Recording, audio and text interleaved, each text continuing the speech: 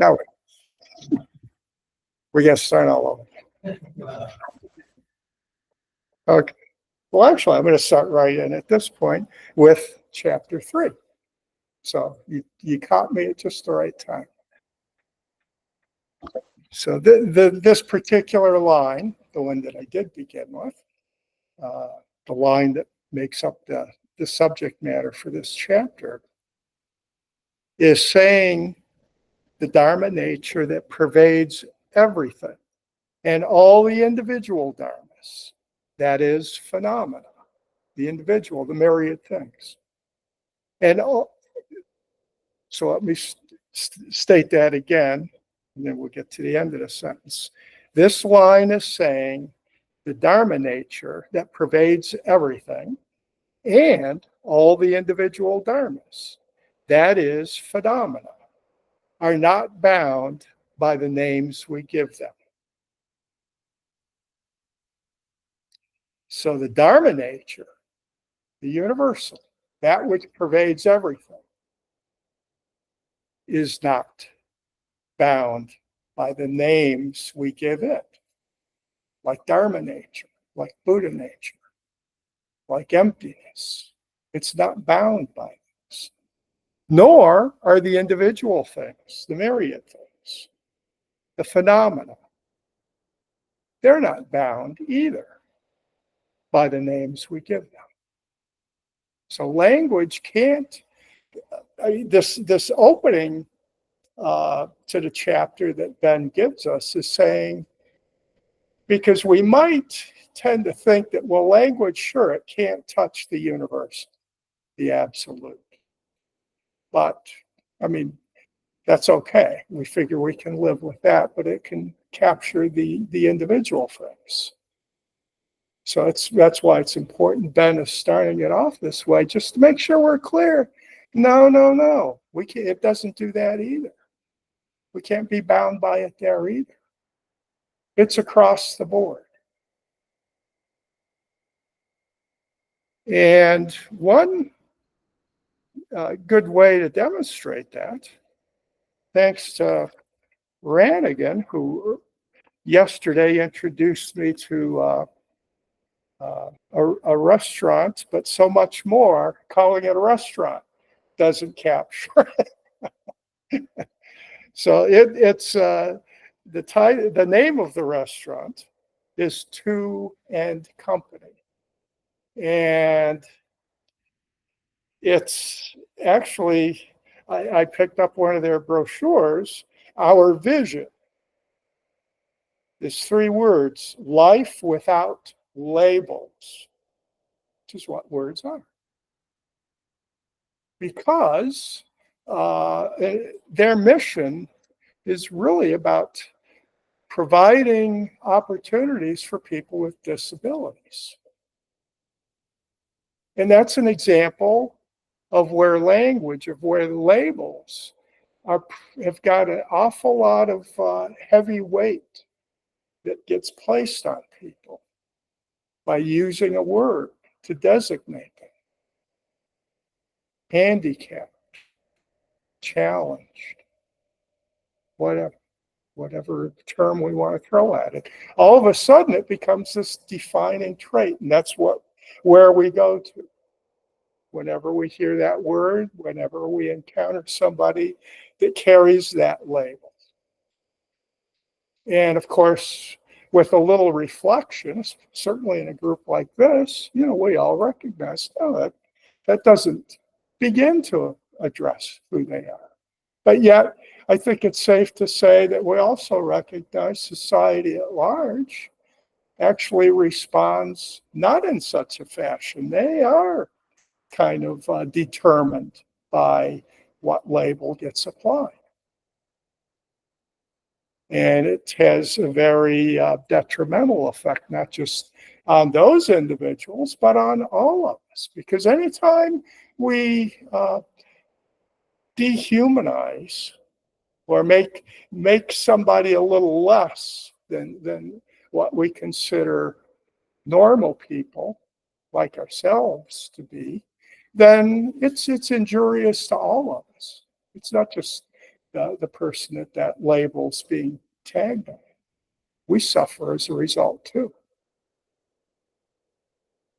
So just looking at our own society and how labels, words get used to designate people, and the importance of cutting through those to see something beneath it.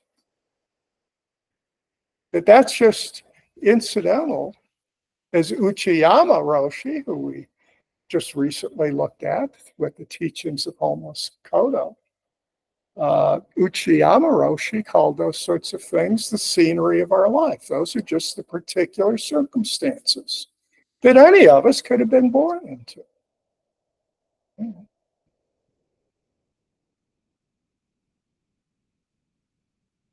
So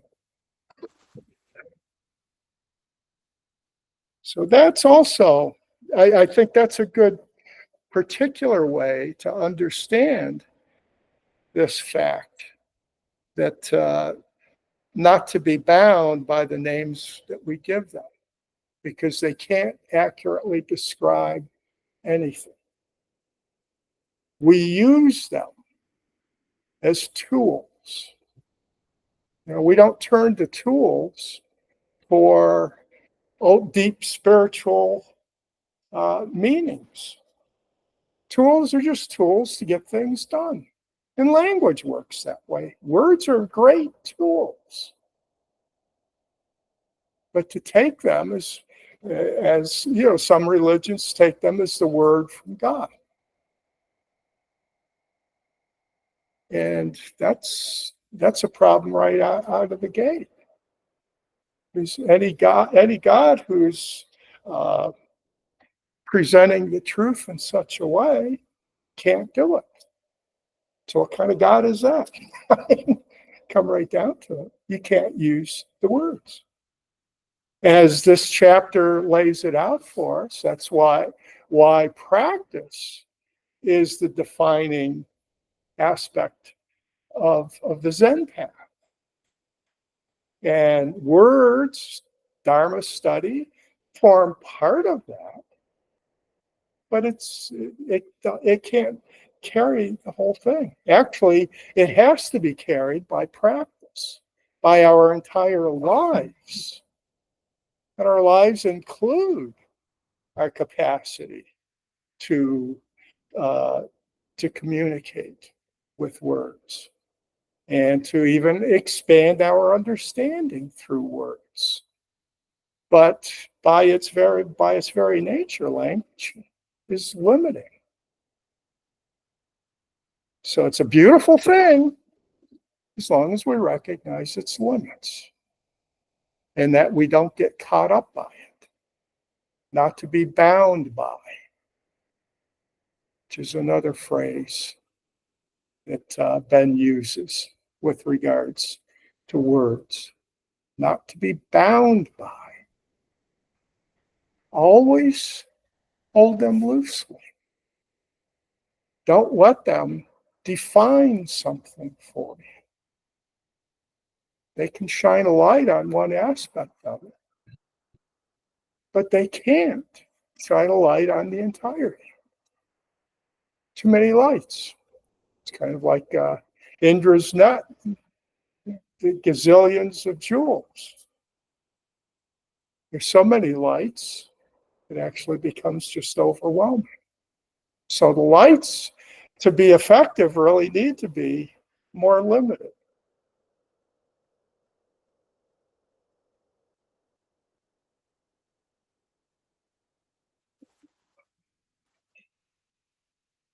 So to be not bound by the names we give them. Another way of seeing this, rather than not bound, is to see it as liberating. And here I'm going to pull in just briefly tonight, but we'll look more into this matter on Saturday because of something that Joe has presented for further discussion. But and what that was pertaining to is this non-duality. And David Loy has an old book of his. I think it was published back in the 90s. The title of it is Non-Duality. And it does a really nice job of kind of looking into that term. And in that book, Loy, his formulation of this is that rather than eliminate concepts, we need to liberate them, which requires, of course, that we do not cling to any particular set. That might be even a little more helpful way of framing it. So we're not, and because that's an important thing to keep in mind, we're not eliminating concepts, labels, words. It's not about eliminating, it's to liberate them so that we're not clinging to any of them. And that means we're back to using them as tools then. Is this the right tool for the job? Might be to some degree. It's never the perfect tool, it seems, but it'll do. It'll do. And so we get by. So it's a different way of viewing language than some of our, from the Abrahamic traditions, Judaism, Christianity, Islam. They look at the word differently. That it can actually be engraved by the higher power. And that these words are sacred. They are the ultimate. So what we're saying here is language can't do that. It only works well when we liberate it. And again, we can, I know Chris speaks to this from time to time in his Jukai classes, that the way we practice with the precepts is in that liberated way.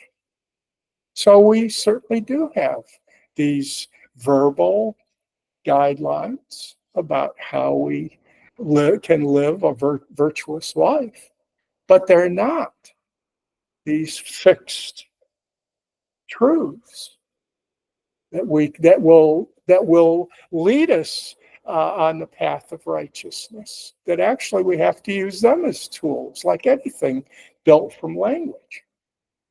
They're tools to help us navigate our way through these moral quandaries that we're constantly faced with in the course of our lives. How do I meet this? And we have to really practice that. We have to be liberated.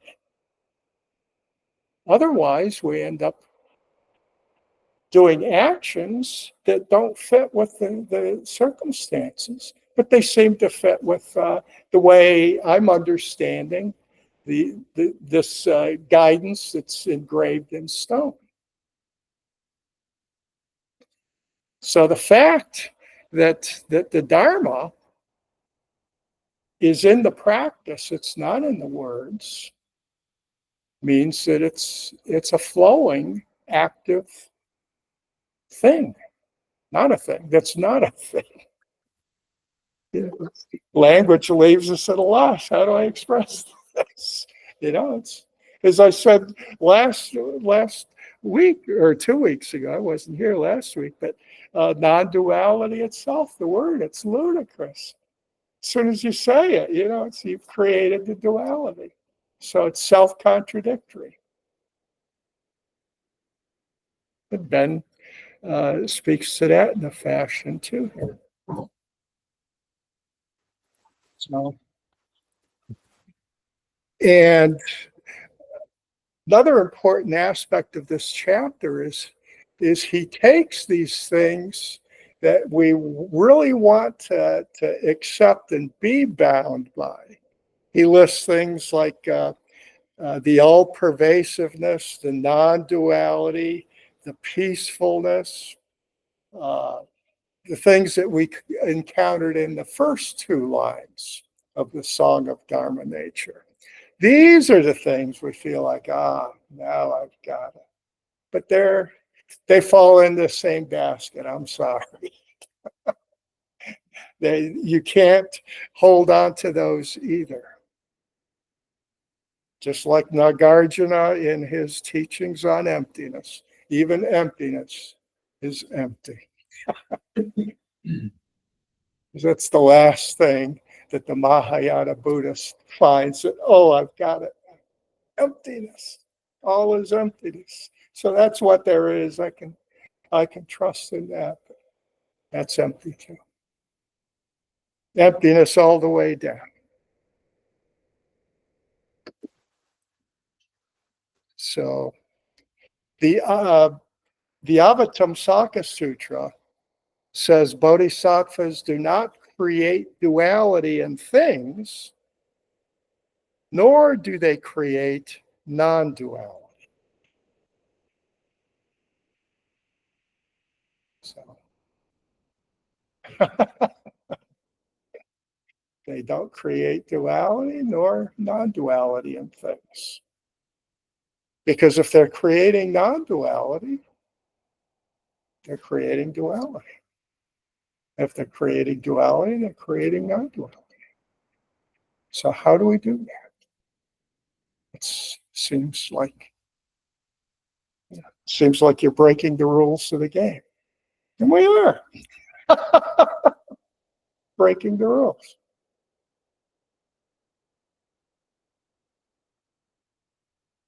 So you're waiting for the referee to blow his or her whistle and call a foul. Say 2 shots.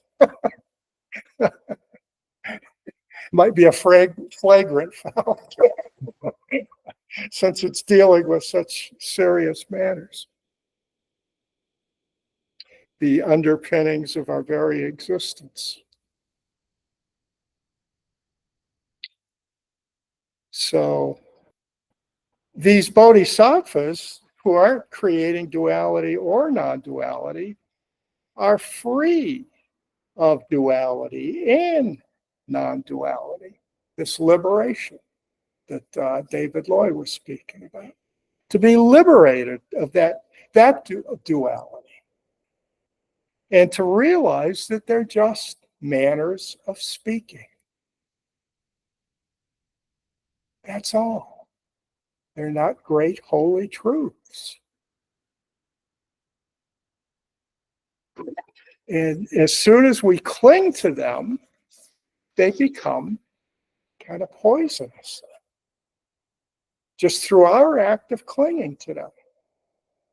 And yet, I'd venture to say maybe most words have a very beneficial side too.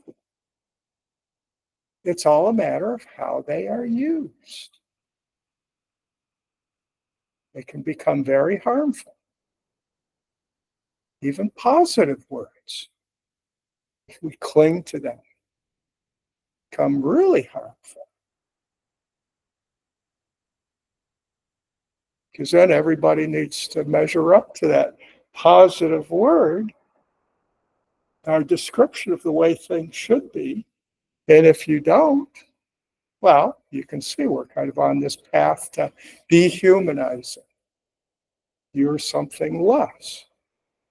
Rather than to see everybody as being this interdependence is also this intermixing.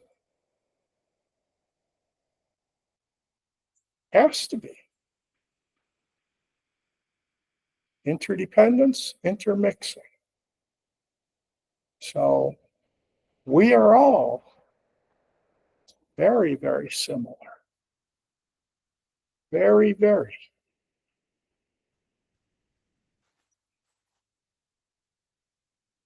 And yet we're all unique as well. So duality, non-duality, it just both of those run through all things. Because everything runs through all things. So of course they both do. Good and bad runs through all things.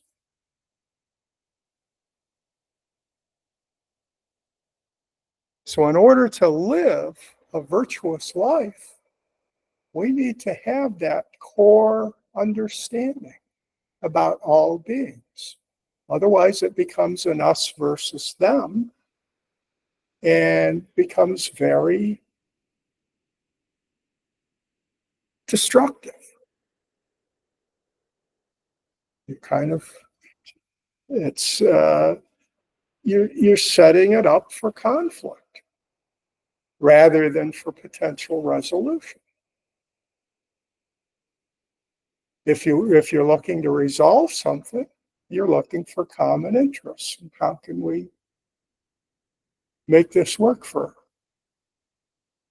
the greater whole? So there are some scenarios where we have a better sense of how that might work.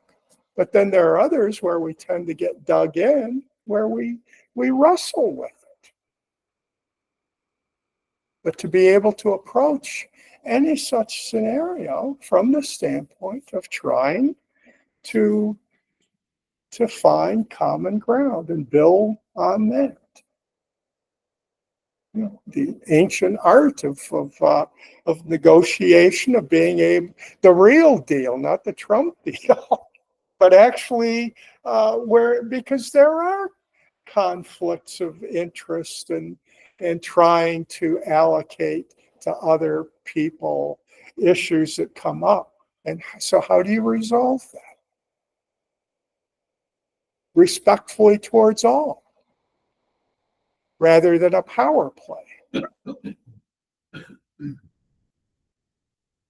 And what's being laid out in this chapter is kind of the groundwork to put it into a social, political, economic realm.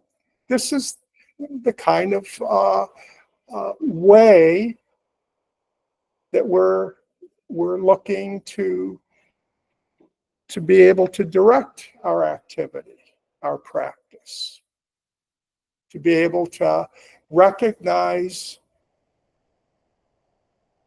our interdependence at all times with all beings.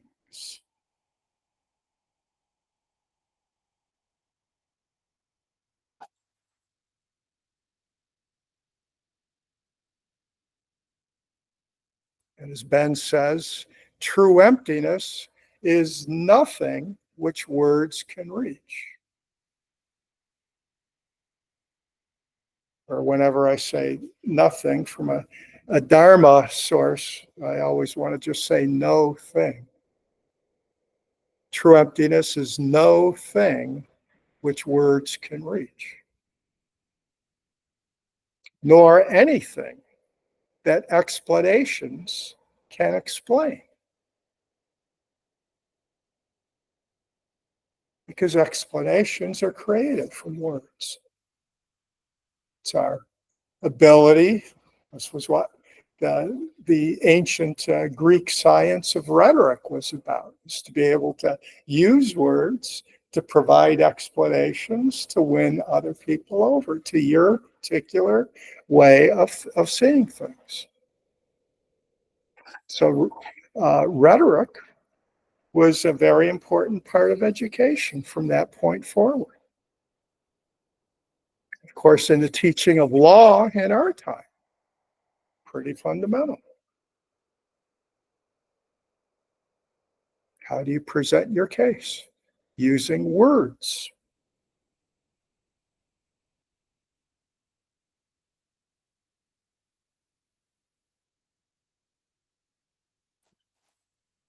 So with all of these examples of where words can't reach, it's at this point that Ben introduces his statement that this is why it belongs properly to the realm of practice in terms of the understanding of dharmas. both individually and in their entirety, the universal. It's about practice. And what that's pointing to, I mean, there are many aspects of practice, including studying with words, but it's all incorporating it into our lives and all the aspects of our lives, which is why we can't just completely dismiss the concepts, because they're part of our lives too. That's part of our makeup. To completely deny them is to deny who we are. But we have to stop being bound by it, because we are more than that. Much more.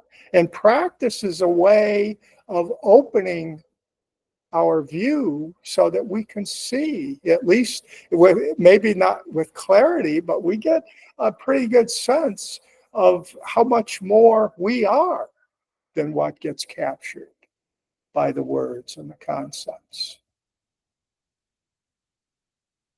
We are so much more. You know, every time we have feelings like wonder and awe, or really just deep reverence, which just being on this path, we're going to encounter that regularly. That kind of is part of the territory, because we're opening ourselves to the point where we can actually experience how that is all around us at all times. So to come back to this line we're studying, without name, without characteristic, cutting through all. That's our practice. A practice doesn't have a particular name, and there's no defining characteristic. It's whatever we're doing right now. That's why the meaning of life in terms of Zen practice doesn't really fit, because the meaning of life is always, when you come right down to it, what I'm doing right now. So right now, the meaning of my life is to give this talk. In a little while, the meaning of my life will be driving my car. Then it'll become probably making a bowl of popcorn. That's a deep meaning of life. That's getting profound. But this is a practice that in each of those steps, you know, it sounds kind of flippant, and in one aspect, I guess it might be, but really, it's pointing to something that's fundamentally nails it right on the head. That to practice Zen is to practice your life in exactly that way. So that's the meaning of life, is whatever we're doing right now. That's the meaning. And that's why it's given total, complete attention, completely immersed into it. So the meaning of life is not a thing. It's flowing just along with everything else. And it is with everything else. That's why it's right here, right now. It's the only place it can be.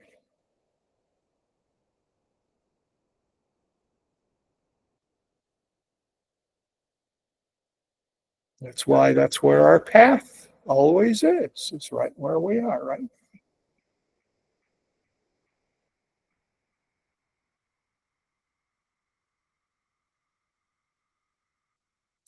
So for students of Dogen, this is what Dogen termed continuous practice. That's why it is continuous. It's not practice to achieve a particular goal, enlightenment, for instance. It's just practice. Always. Always. And it's at this point that Ben introduces the role of silence, where it's the role of silence in our practice is so important in terms of kind of liberating us from words. So that's why, especially on a retreat, on a sesshin or a zazenkai, or anytime we're getting together for extended practice, why silence is such an important part of that. We kind of lose a key aspect of such practice when we don't fully enter into silence and set aside the use of words. Other than, when we practice, usually, there are talks and there is chanting, but then, we're doing this on occasion still, the 6 hours of nothing but meditation, where there is absolutely no talking. There are no Dharma talks. We're not chanting anything. Remember one Saturday before we got started, John asked me if we were going to do the road chant after the first sitting. I said, we can't. Silence. Silence. And there are centers that do extended week-long periods of nothing but silence. I've only had that experience once. The final week of the 3 weeks I did at San Francisco Zen Center, where it went into total silence. And there were no more chanting, no more talks. And even as I was the lunchtime soku directing the servers, and we had like 50 people there, so I think I had 5 or 6 servers. So I would be telling them when they'd come back, getting their next pot that they're going around to serve, I'd be telling them what part of the Zenda to go to. Now we had signs. This last week, I'm holding up a sign. I mean, that's language, but at least it wasn't spoken. So that's what really entering into deep silence.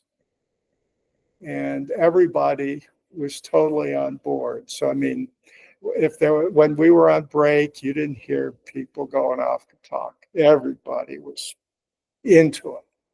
They knew why they were there. And that is so important. Recognize it as a key element of our practice. Silence. And the power of it. And the depth of it. Appreciate that. Our busy society, we try to escape it. Want to hear somebody talking? Pull up a podcast or something. Let me turn on the radio. Silence. Really,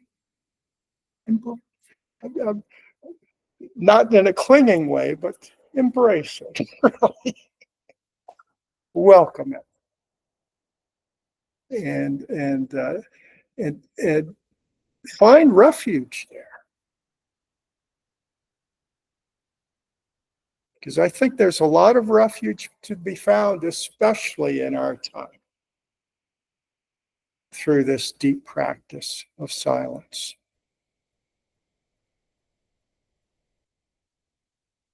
So just like in learning about Huayan, it's helpful to study books.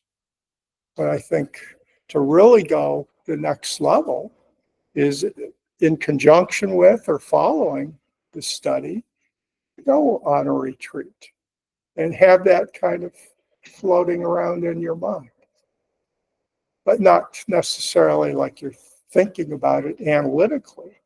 And you'll be amazed what can happen. During that 3-week practice at San Francisco, their theme was the Four Noble Truths, but going in, I knew that wasn't really where I wanted my focus to be. So I liberated myself from that and said, I'm going to actually be working on emptiness for my practice. And that was what formed, everything I did there.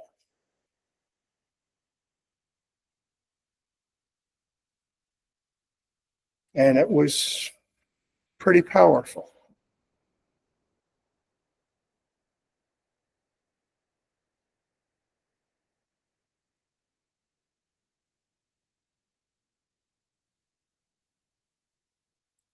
So I wanted to discuss the short passage from Nagarjuna and his fundamental verses of the middle way, which is his main writing. And it's one of the most important teachings in all of Mahayana Buddhism. He says, I prostrate to the perfect Buddha, the best of teachers, who taught that whatever is dependently arisen is unceasing, unborn, unannihilated, not permanent, not coming, not going, without distinction, without identity, and free from conceptual construction. Oh, excuse me. So, prostrating to the perfect Buddha. Of course, we do some of that during our service. So, and the prostration isn't,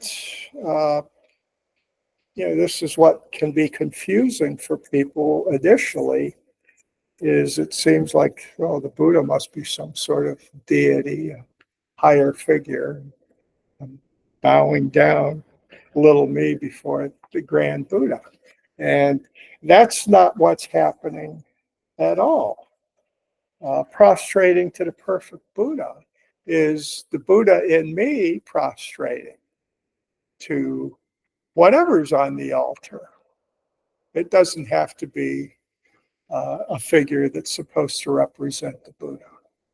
In fact, some American teachers have taken, like one had found a particularly impressive rock and put it up on the altar. I love that. I'll be honest with you, if this was our place, we might have something like that up on the altar. I tend to be a pretty secular Buddhist. So a lot of the iconography, I'm not really much for. For anybody that's been to my house, you won't find too much of it. Probably surprising for like a Buddhist priest. Where are all your statues? And the ones I do have, almost without exception, were gifts. Otherwise, I might not have any. But it's not the figure. The important thing is the bowing. And when we're bowing, it's with all beings to all beings. So the act of bowing is kind of a letting go of self, which is what makes it so powerful. This is an aspect of practice versus language. We can study the teachings on no self, but when we bow and do prostrations, somehow that resonates a little deeper for me than just studying it. And yeah, I pull the two together, and now I can feel like, I think I really get it now. And it's not contained within the words, they're just helping to maybe fertilize a little more the actual practice of it, which is in the prostrations. And then from that, the way it flavors my interactions with others. To not be feeling the need to push self forward, defend self, to just be able to uh, appreciate and enjoy being with others, and to see that as the rich source of my being. So,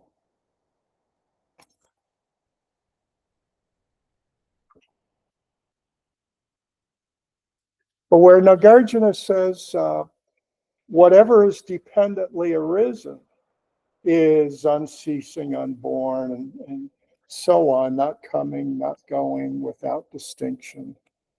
And then the key in terms of this chapter and what we're looking at, and free from conceptual construction. Because all of these dualities that Nagarjuna presents above, unceasing, unborn, unannihilated, not permanent, not coming, not going, without distinction, without identity, they're all just conceptual constructions. All of those are. So that's why after running through that list, he injects, and free from conceptual construction. He could have started there and shortened his presentation by several lines.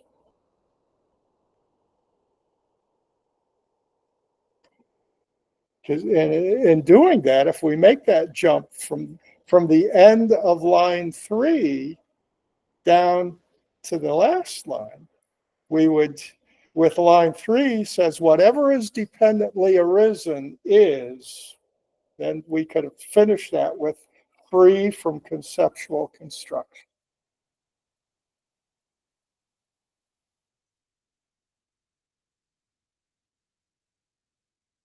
The other things also fit in there, but I think, brevity sometimes can hit me a little easier and more directly than filling it in with a lot of stuff.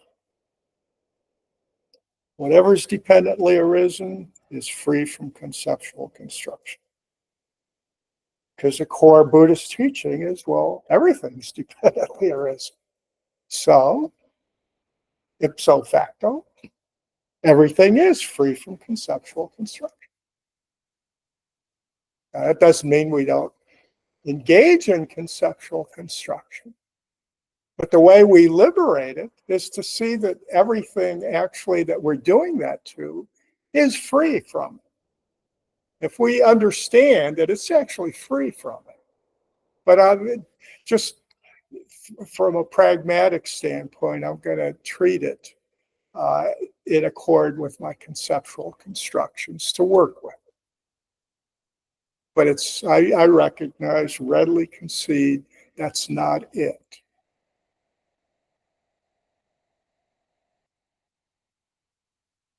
So we're not grasping, not clinging. We're just using it. Skillful means, a key Buddhist practice to navigate this practice through our to navigate with this practice through our lives. So anytime I'm looking at a text that includes a quote from Nagarjuna, I'll usually stop and we need to look at that, because Nagarjuna, like I said, is one of the most important figures. So when he speaks, he's like the old Smith Barney commercials. I listen. I enter silence and I'm listening.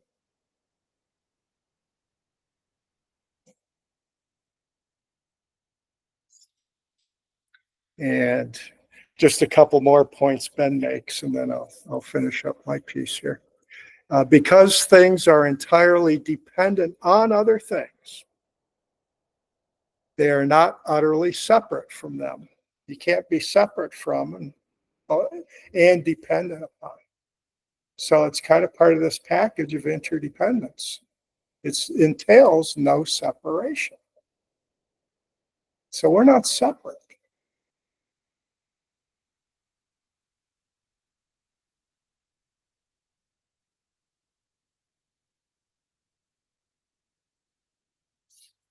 Okay, well, we've got some time for any questions, comments you might have. Kimberly? Yes. I was wondering if you could, oh, but I mean, I understand, and yet I have a principle. Yeah. So this idea of, I'm just wondering if I could use other words to describe it, see if I'm getting it.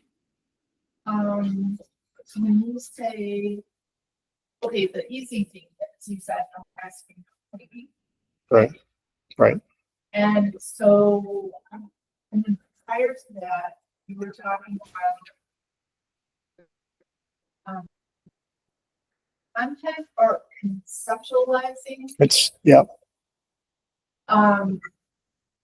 However, look, okay, so we do that just to interact in the relative world. Right. That's what you're saying. But during the whole time, I mean, you're talking for yourself and you're listening to us, but so that we learn. But at the same time, with a sort of, this open, vast understanding that everything's that concept. Am I getting it? Yeah, I think so. Yeah, because I mean, the origins of language are obviously we don't have any records of the very beginning because it was quite a while before written records were available. But I think anthropologists and archaeologists and philosophers are largely in agreement that, yeah, it arose in terms of the ability to, because we formed groups kind of naturally enough, family and extended kin, and then the need for marrying outside of that group. And so you ended up with these growing numbers of people that needed to be able to work together. So language, as it arose, was coming out of that need to be able to work together, to be able to communicate things. So it would have been all directed towards that. And the written records we have are all the earliest ones are like accounting records. Yeah. Who's creating what and exchanges and things, keeping records. So it was all very fundamental at that basis. So I think it can be helpful to look at how our use of language began and then what it rose to in terms of the axial age, as Karen Armstrong termed it back around 500 BCE, with in the Near East, and from our viewpoint, Judaism and that culture arising, and the Greeks and the Egyptians, which had been a pretty active culture for a millennia or two prior to that, even that these are all coming up all of a sudden, and now language is starting to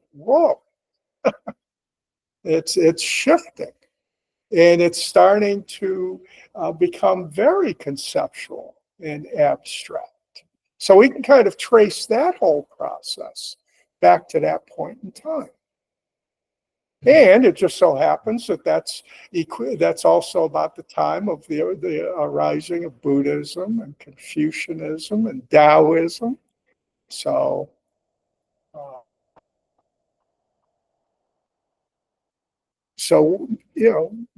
we as a species have been around for a couple 100,000 years before we acquired that ability.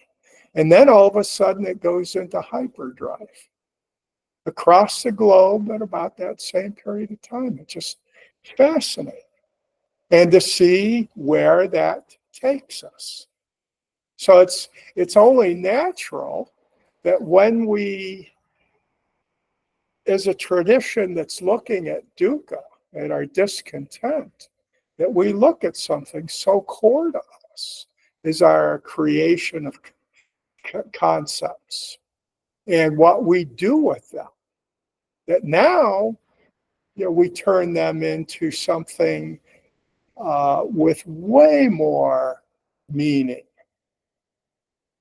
and import than they ever did in their origins. So it's just kind of, and in keeping with one of the philosophical movements of our time, deconstructionism, to kind of cutting through that and to see what's really here. What's really here. Not getting caught up in just the conceptualizations, recognizing these are abstractions. But what is really here? I think that's the process. I'm so big. I'm just deconstruction. Yeah. And so to just go out with them and really think about, no, I don't. No. Yeah, it's harder for me to understand what everyone's coming. Yeah. Well, and I think for many of us, I can only speak for myself, but I don't think I'm alone here, is that sense, because I, spent the early part of my life really in seeking for all the deep truths completely in language and recognizing then finally that, well, it seems clear now that maybe it's not there. So something like Zen, which I'm familiar with, I decide maybe that is something I should really seriously explore. And then once I did, I said, yeah. But I appreciate what I went through in the past. That was the path I needed to follow. And that's kind of just on a grander scale, the same thing we're talking about here. The nuts and the bolts of it in terms of our everyday getting caught up in conceptualizations. Every morning I'm looking through a newspaper. I'm getting caught up in that. And I need to... Well, I do need to stay informed. I do have that sense of connectedness. Well, I just have to. I have to.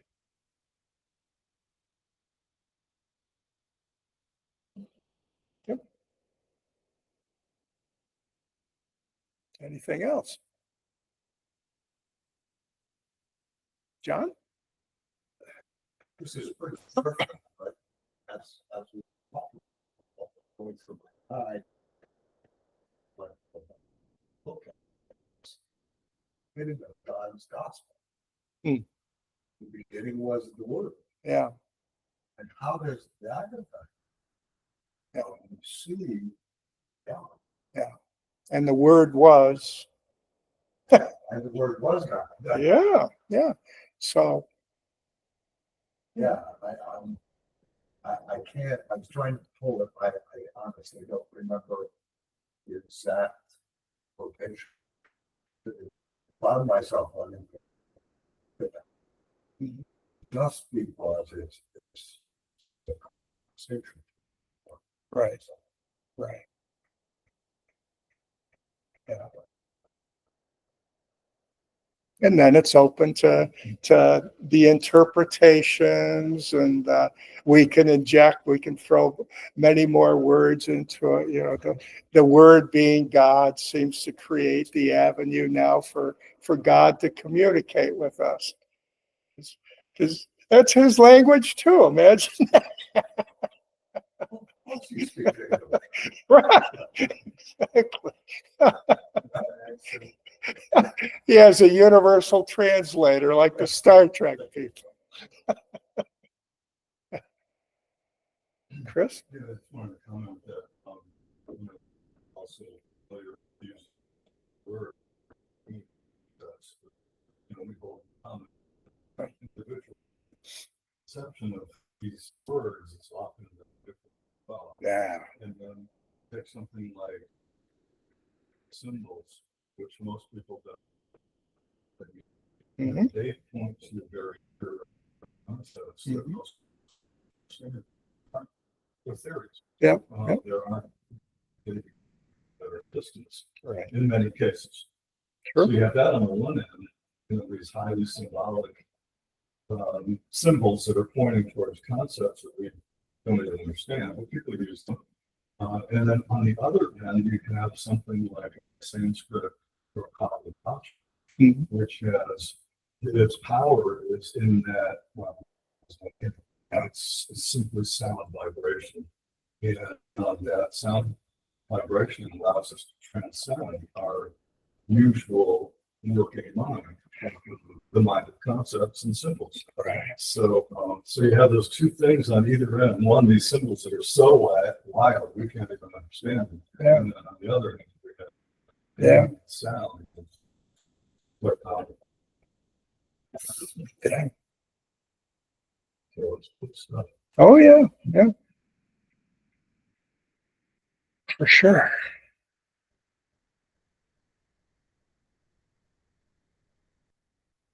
All right. Maybe we're good to chant out then.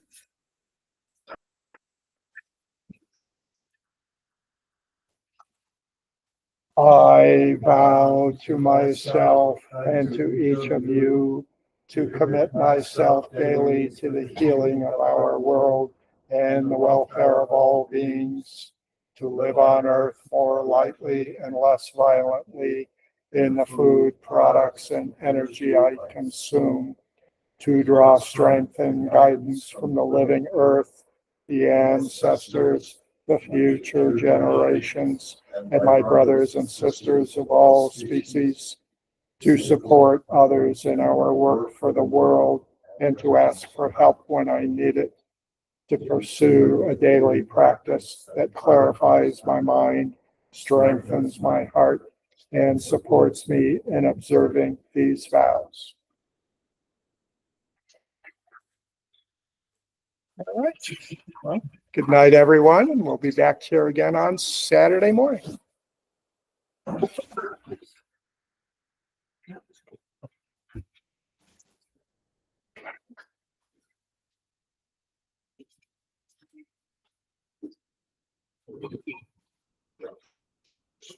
Oh.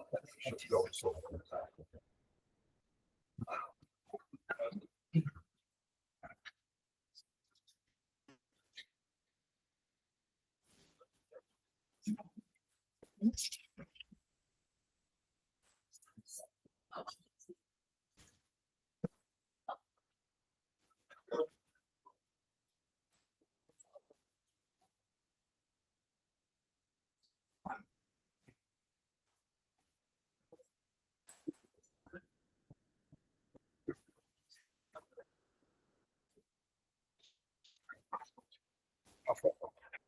It's, oh, stop. Here we go.